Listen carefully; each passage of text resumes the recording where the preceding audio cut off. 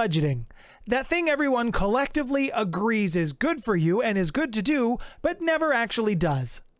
Listen, I understand that budgeting can be about as exciting as watching the wrinkles appear on your face from aging at the mere mentioning of the word budgeting.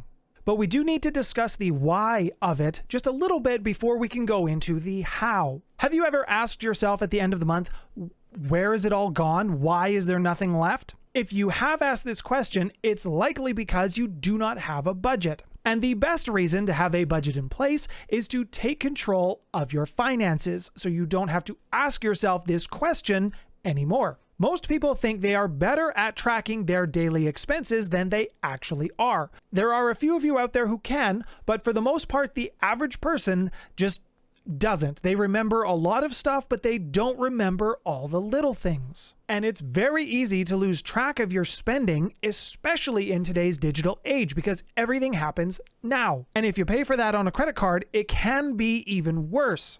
And if you pay for all of your expenses, all of these transactions, everything on a credit card, you can have a hell of a time trying to figure all this out at the end of the day. One of the biggest areas that I've seen people lose track of their spending is dining out, and believe it or not, groceries. And of course, discretionary spending, but that one's a pretty obvious choice. And of course, discretionary spending, but that one's pretty obvious.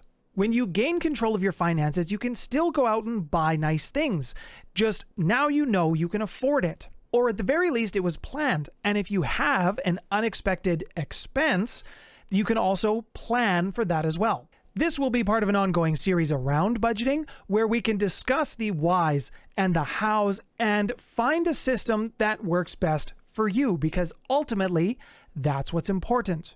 I will also admit that the topic of budgeting is very boring for some people, and I will not blame you if you are one of these, unless you are like my wife who gets very excited at the thought of starting a new Excel spreadsheet. When we do get into the hows of it, don't worry, I will talk about using Excel to do some tracking. However, if that's not your thing, I will have some other options for you. Before we move on to the next reason, if you're finding some value out of this video today, please let me know by hitting the like button and the subscribe to get more financial education videos from myself. This will lead me into reason number 2. You can actually save money.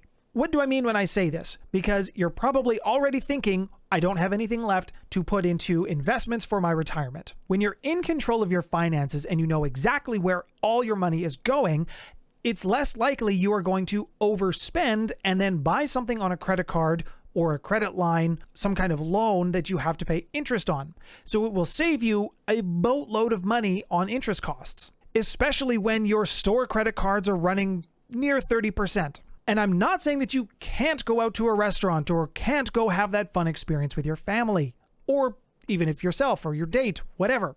If you plan for it, it's something that you know you can afford to do.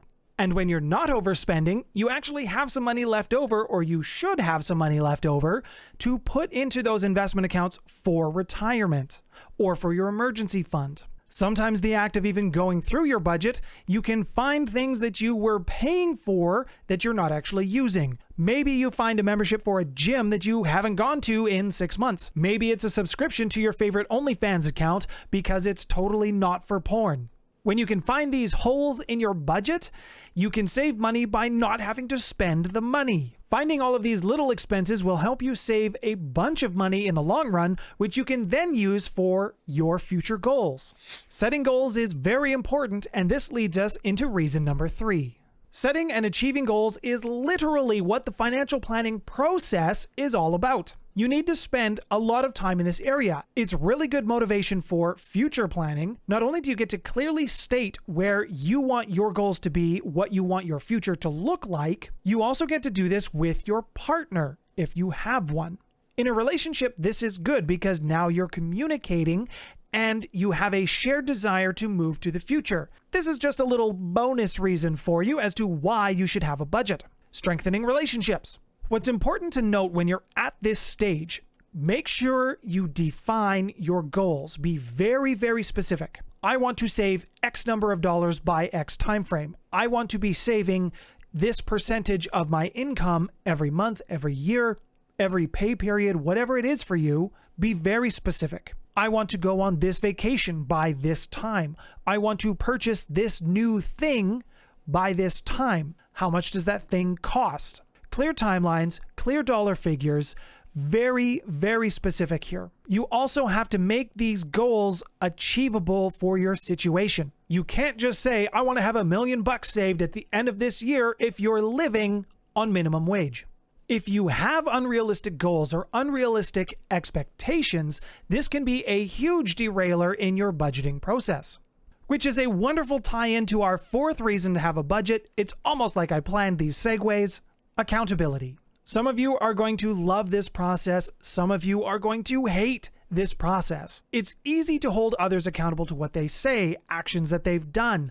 It's not as easy to do it for yourself. But by going through creating a budget and monitoring it and sticking to it, you literally have the numbers right in front of you, and you will know if you've done something you shouldn't have. The numbers don't lie. Now, don't be too hard on yourself if you do go off track, because sometimes things do happen. So if you have something that's not working, look at it, address it, and figure out how to make it work. This is part of the accountability. The last reason that I can give you for why you should create a budget is simply the peace of mind.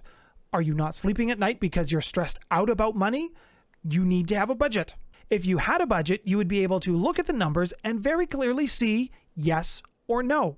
And some of you really don't like to tell yourself no. Maybe you're starting this process for the first time and you really don't want to look inward or take a deep dive into the numbers because you know it's bad.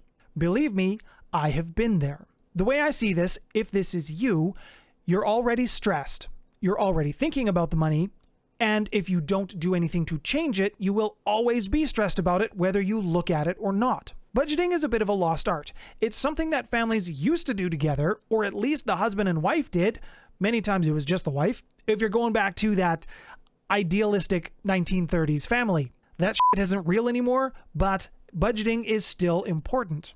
Now, if you're anyone other than a baby boomer, you probably don't know what the phrase balancing a checkbook means. You've likely heard it before, you've maybe used it in conversation yourself, but do you actually know the process of what it takes to balance a checkbook? This is what they did for budgeting back in the days before computers were a thing. A check was a piece of paper that you wrote out and signed, and you could pay for things with a piece of paper. Each of these checks had a number on it, and they came in booklets of usually 25, and you had about 100 at a time, usually. And what the old-fashioned budgeting method was, you would look at your bank statement, you would look at the checks you've written based on their number, because if you gave somebody a check that was number 31, you would say, gave number 31 check to Bob, and it was for $400. Oh, look, Bob didn't cash his check. Bob's an asshole.